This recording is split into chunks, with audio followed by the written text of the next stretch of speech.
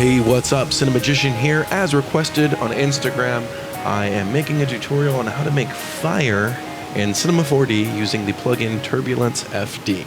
Without any ado, let's just get started. Alright, so the first thing we're going to go ahead and do is go to our plugins, grab Turbulence FD, and open up a Turbulence FD container. Now, I like to use my layout here. Basically, the only thing that's changed is I went ahead and grabbed this simulation window, and I put it right down here and docked it. That way I have access to it at all times. I also have hotkeys here for my Turbulence FD container, which we've already made, as well as the preview fluid container, which I'll go over in just a moment. Alright, to get started with Turbulence FD, like I said, you make the container. That's the basis of everything that you need, but you're also going to need something to emit from. So we're going to go ahead and make a sphere, nice little happy sphere here. Drop that down to 10 centimeters. Go ahead and zoom in, and drop that down to the bottom of our container. A little higher. There we go. That looks pretty good. Alright, so we're all set. So if we go ahead and hit start, nothing happens. That's right, because you also need an emitter tag. So if we go to Turbulence FD tags, I right click there if you don't know how to get that option menu, and we're going to click on Turbulence FD emitter. Now this tag is going to tell Turbulence, hey, this sphere wants to emit things. Now what does it want to emit? That's going to be found in the channels. Temperature by default in Turbulence FD is what will create your fire. Everything is already set up for it to make fire, so all you have to do is just turn this from 0 to 1. Boom, just like that. If we go ahead and hit start again, look at that. Now we have things actually happening. Doesn't look great. Let's go ahead and render it. It actually looks pretty bad, but we're going to make that look incredible in just a moment. All right.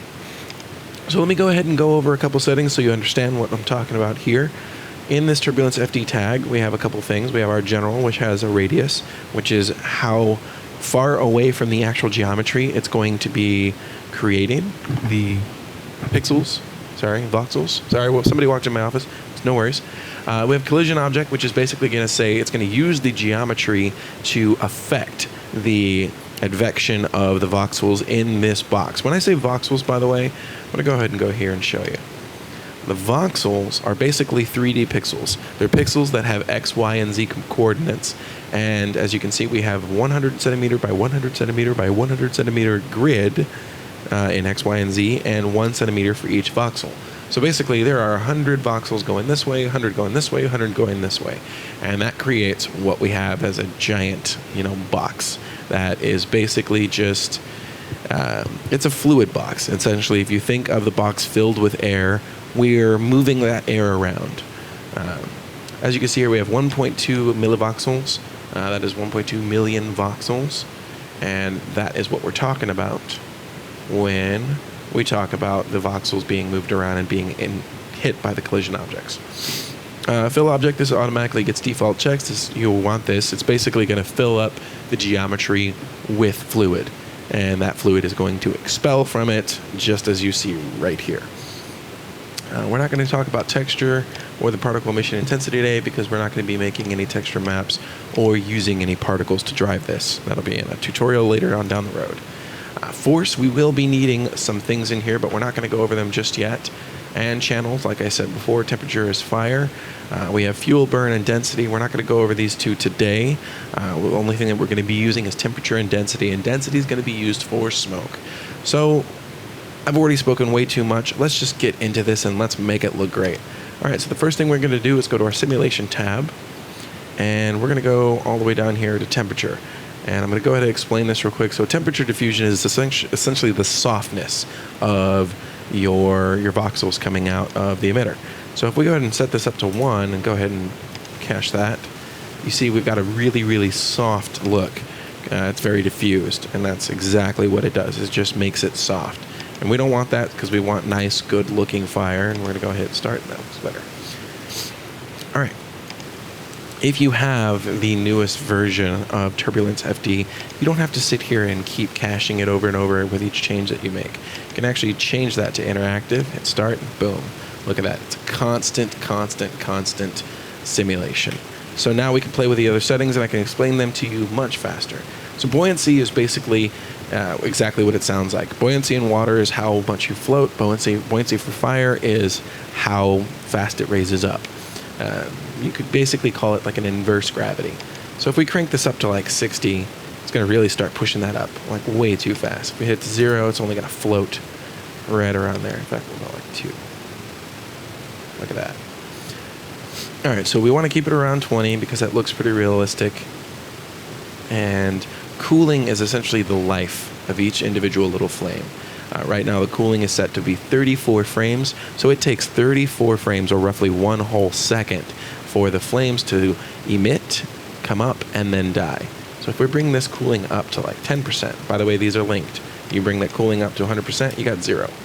Bring it down to 50, you got 1. Bring it down to 25, you got 2.5. 12, and so on and so on and so on. So as you see, if we bring this up to like 20, we could see the smoke's actually, or the flames actually dying off before we get up there. And that's kind of what we're looking for, but we're going to affect that in a different way. So I'm going to leave this at 2, just because we get that powerful smoke. And what's really going to make this, I keep saying smoke. I'm sorry, you guys. I just woke up. I haven't had my coffee yet. What we're going to want to do here to make this really look like fire and not have this stream look like it's, water coming out of a fountain, like that. What we're going to do is we're going to add some vorticity. So let's go ahead and put 5 in here and see what it looks like. Already we're seeing a lot better look. See this? We got these little wisps going on. We've got some vorticity inside of here that's giving it some texture. Let's go ahead and cache it so we can render it and see what it looks like. Yeah, big difference. So now we've got a lot more detail. We've got a lot more life into it. Still not exactly where it needs to be, but we're going to get there. So I'm liking this at 5, but just so you can see, if we crank this up too high, what's going to happen is we're going to end up getting some noise. And that's going to be like little pieces over here that just aren't even a part of the actual fluid. They're just shot off. Bring that up even more. I really, really want to show you this because there's a way to overcome this if you really need that much of vorticity. Here we go. So this looks really nice in here, but as you get towards the edges, you end up with a lot of these little pieces that when it renders at a full speed animation, it just looks like noise. You just got little dots that move around, and you don't like that. The way to overcome that is the frame substep limit, and this is basically going to increase the frames that it's using. So when it calculates, if you're rendering at 30 frames per second, it's going to basically calculate at 90 frames per second to say, hey, whatever's happening in between these frames, we want to calculate that as well, so we don't end up with just random particles that aren't a connected piece. All right, we're going to go back down here. All right, so let's bring that vorticity right back down to 5 where it looked good. And the next thing we're going to play with is the turbulence. Now, turbulence is, vorticity comes from, the life of the fire, the heat of the fire. It's its own kind of, character to it. Turbulence comes from the air around it. So if you were to be in a room with no AC, the door is shut, and you set a piece of paper on fire, you're going to get a small, just perfect flame. Whereas if you're outside, you know that thing just kind of whips around, and you get a lot more variance on it. So we're going to go and turn that back up to 5, just like, let's go to 10. Might as well go bigger to go home. We're going to set the largest size to 10. So we got small size 2 centimeters and large size 10 centimeters. Basically, small size is going to be something like about this big. Large size will be something about that big. Go ahead and hit that.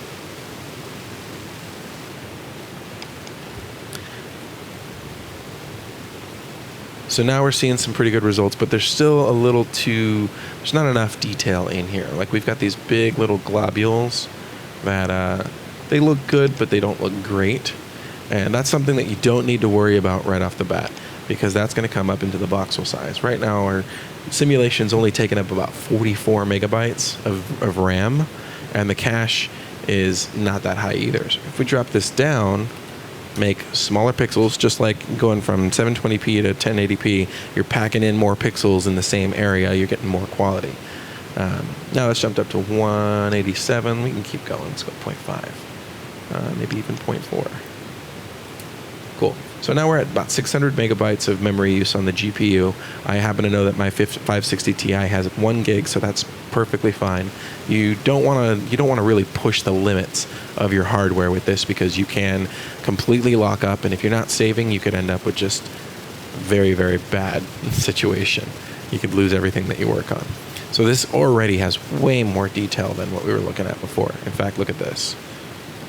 Look at that. Much better. All right, now we're seeing fire, but we still have an issue here that the sphere is perfect. It's just whipping up around it. It's not really looking like fire. So we're going to go to the sphere, go to the tag, and we're going to use normal force. Now, basically, if you're familiar with Cinema 4D, normals are the direction of the polygons in your geometry. And by default, all normals are facing out. So if we go ahead and add some normal force to this, let's say like 50 centimeters, what it's going to do is it's going to push the particles out as they spawn away from it, giving it kind of like it's jetting out from all sides. Let's go ahead and see what it looks like. So 50 is not enough. Let's bring that up. Let's do like 120. Getting better, getting better. Let's go a little higher. Maybe like 160.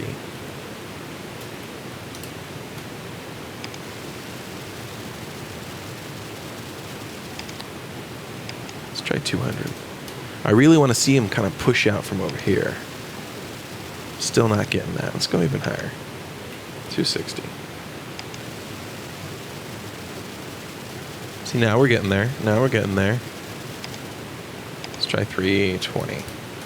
A lot of what Turbulence FD is going to be playing with the settings. Like, there's not really a hard and fast, use this number, set this to this, and everything will come out exactly right. You really, really got to play with it and kind of tailor it to what you're looking for. So let's see what we got so far.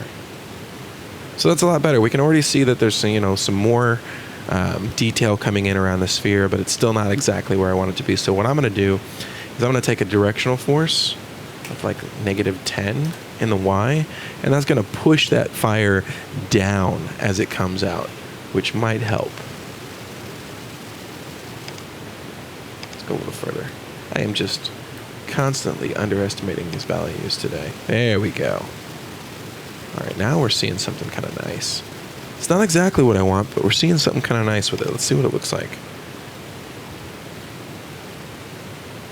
Look at that. All right, let's try let's do -15 here and bump this up just a little bit more. Let's do like 400.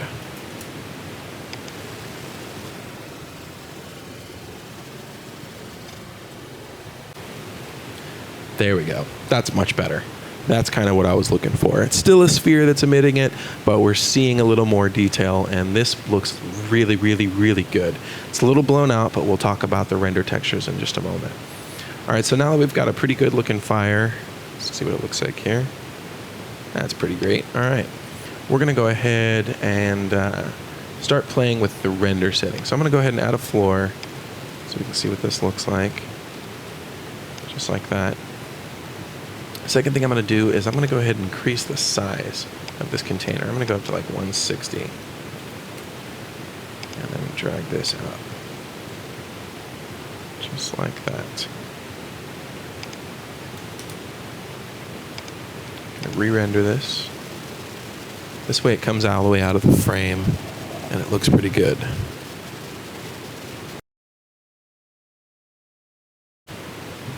All right, so I sped that up just to keep things moving along nice and quick here.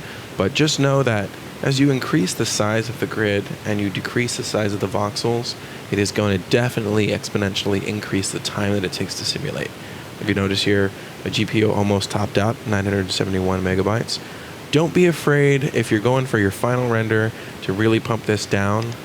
I mean, as you can see, that just that little bit, that 0.005 of a centimeter pushed me over 1 gig. Don't be afraid to pump this down to a really good setting to get a good look. Just know that it's going to take a lot longer, but you definitely don't want to take it too far. Look at this. Now we're at 104 gigs of memory for the CPU and 58 for the GPU. That is way, way, way too detailed. And truthfully, no one's even going to see that unless you're rendering at like 4K or you're zooming all the way in on your fire like this. The thing you're going to want to do is play with quality versus time. And for me, with the setup right now, 0.04, was it 0.4? No, 0.4. 0.4 was fine. This was pretty good. And the thing that you can do is cache your velocity. If you have this checked when you're doing your simulation, you can actually use the upreser.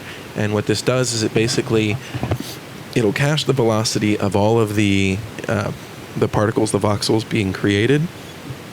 And then when you upres, it'll redo the cache at a higher setting, but using the original cache. It's much faster. You can get a nice look out of it, and you don't have to wait for 3 days for it to simulate.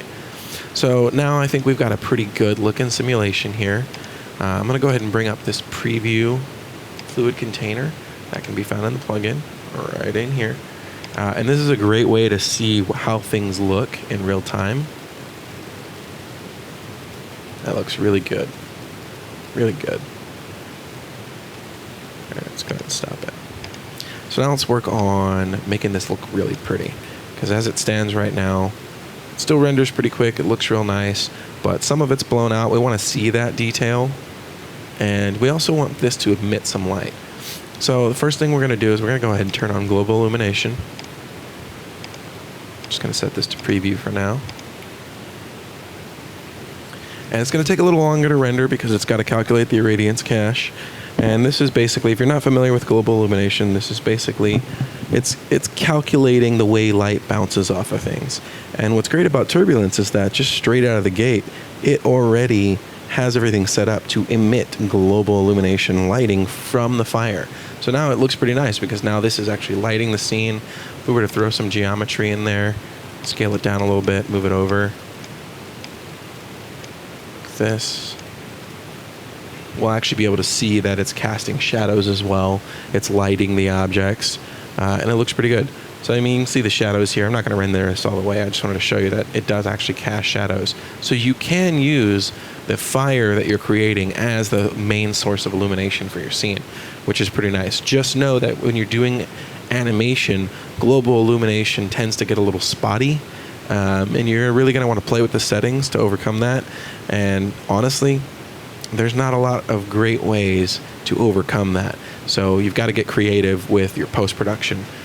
One thing that really helps is going ahead and turning on glow. Not object glow, but glow. This is going to give an overall glow just to the entire render. And it's going to look really, really, really good. It's going to help even out some of the parts, especially with a lower resolution, when you have those voxels coming up and looking a little more square. And you can see it right here. Right, it's going to pop in. Boom, there's that glow. Makes it look a lot better. Like I said, this is still pretty, blown out. Okay, so let's play with the render settings and get this to look a little better. I'm going to go ahead and go to the Turbulence FD container here. Go ahead and click on rendering. And right here under our fire shader, you can see it's defaulted to the temperature channel. And that's the default. That's how we get fire. And mapping. This is what's going to be controlling at what levels of temperature we have what colors. You can see this is our black body mode here, starting with black, leading to white. And this is the curve. So as we get up to about 0.1.5 temperature, that's where we really get the hot. And as it gets to 1, it kind of fades off back into the black. So what I'm going to do is I'm going to make this a little sharper of a curve to try and fix some of those parts that are blown out. There we go. That's all it took, really. I mean, we go ahead and see that before and after. Before we had these blown out in here, can't really see any detail, and just sharpening up this little curve here. It's going to add a little bit more of these darker colors in on all the parts that aren't just super bright white. And that looks really, really good. I'm liking the way that looks, so let's go ahead and turn these back on, global illumination and glow.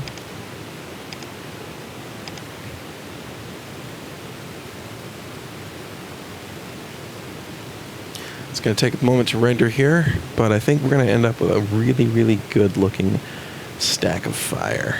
Oh yeah. Yeah, that's good stuff. All right, so the glow blew it out just a little bit, so we'll go ahead and take that glow back just a little bit. We'll bring the intensity down to like, let's say 5, back in intensity to like 50, luminosity around like 70. And we'll render that again. Fast forward it. Much better. Okay, so now we've got some parts that are blown out, but we still see lots of detail inside of them. And this is going to make for a very, very good looking final piece. And at any point, it's a little late for me to show you this, but in the viewport preview, you can set your shader to fire. And this is going to let you see what your fire looks like inside of the editor. And it just looks pretty good. I like it. All right, so we've got some good looking fire. I like it. I'm going to go ahead and save this. All right, thank you so much for watching. That's it for now. But next week, I'm going to make another video, and it's going to be a tutorial on using collision with the fire in Turbulence FD. This is the Cinemagician. I'll see you soon.